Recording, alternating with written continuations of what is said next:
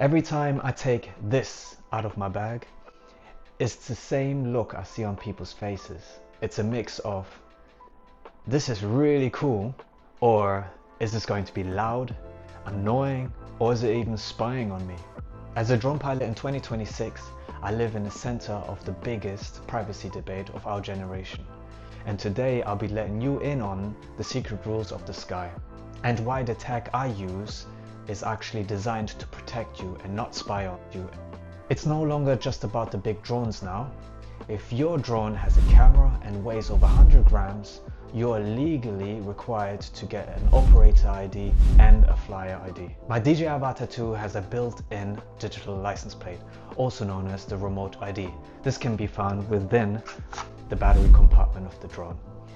Now this broadcasts my position to the authorities in real time. Now if I break the rules, they know exactly where I am. It's not just a toy, it's a highly regulated aircraft. Now here's the irony. People get nervous when they see a drone up high 100 meters off the ground, but they don't notice me using my Osmo mobile on the ground level. As a creator, I have to ask myself, where do I draw the line?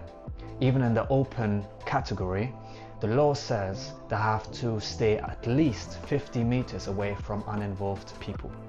I use ND filters to get that cinematic motion blur, but I use my brain to respect that bubble of privacy. Ethics isn't what the camera can do, it's about what the pilot chooses to do. I love this gear because this is letting me share the world's beauty. Now, I have to respect, of course, no fly zones and people's privacy.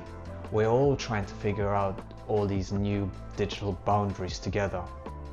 Whether it's the 120 meter height restriction or the requirement to have a green flashing light for night flights, these rules exist so that we can share this airspace safely. So I want to hear from you, honestly. How do you feel when you see a drone in the park? Does it feel like the future, or does it feel like a privacy slip? Let's have a conversation in the comments below. I'll be jumping in to answer any questions related to the 2026 laws, and if you have any questions related to the technology, I can answer that too. And thank you for watching. I'll see you on the next.